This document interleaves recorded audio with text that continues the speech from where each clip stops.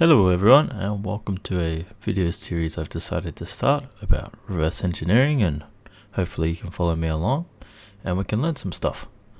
So I've decided to pick out something from crackmes.1 just as a simple reversing exercise. And so the one that I chose was Baby Ransom. So I've got this downloaded here, and it just has a warning here that it can encrypt your files. So if you are going to do this, make sure you run it in an empty folder like I've done. So I've downloaded it into a folder here, and I've just put a text file in here just for an example's sake. All it says is hello world, keep this safe. And we notice that if we have a look at the COVID-19 bin, which is the one that it spits out, just an executable. So let's try execute it.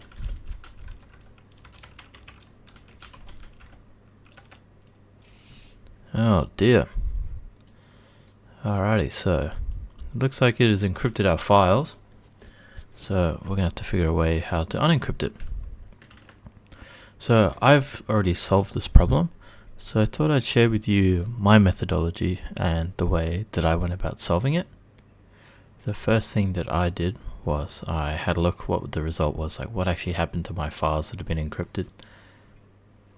And we can see here it's just been turned to garbage. So the first thing that I did was I thought it'd be good to fire up Ghidra and take a look if we can see anything stand out about this.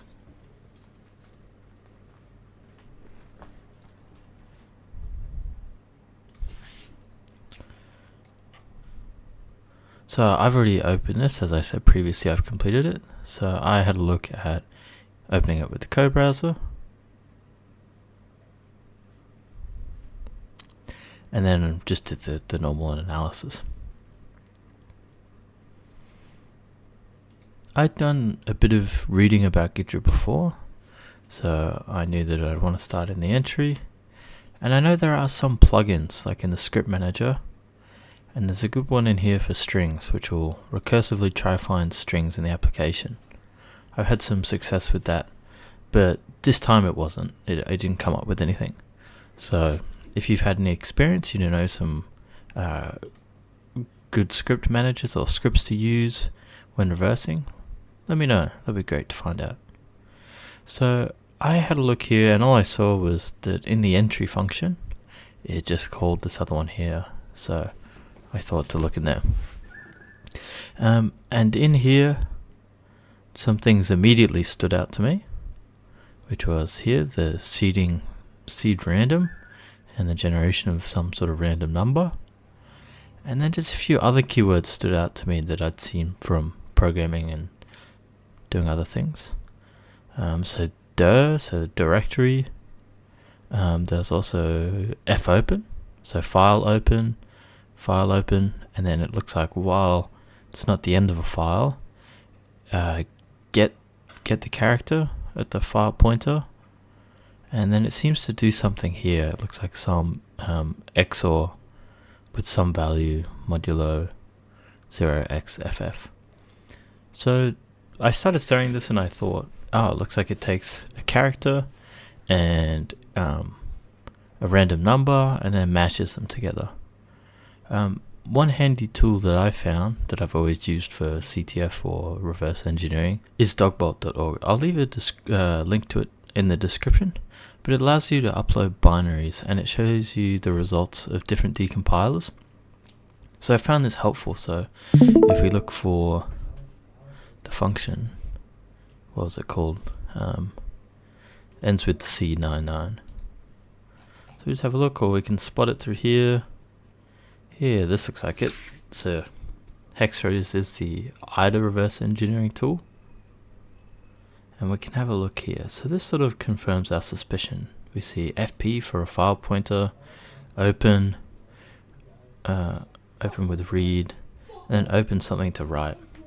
So it looks like it goes through the files in the directory, and then for each file it reads and then writes to a different one. Because we saw that when it gets encoded, it put this .corona at the end of it. So it seeds a random number, modulo 255, and then that's what's used down here with every character it reads and gets the resulting output. So I was staring at this for a little while, and I could see that my suspicions were confirmed. One thing to note is that if we know the seed value that's used for the random number generator, we can replicate the random number generation, because it's always sort of pseudo randomness. If you know the seed, you can get the next series of numbers. So the next step was to write a program to decompile it.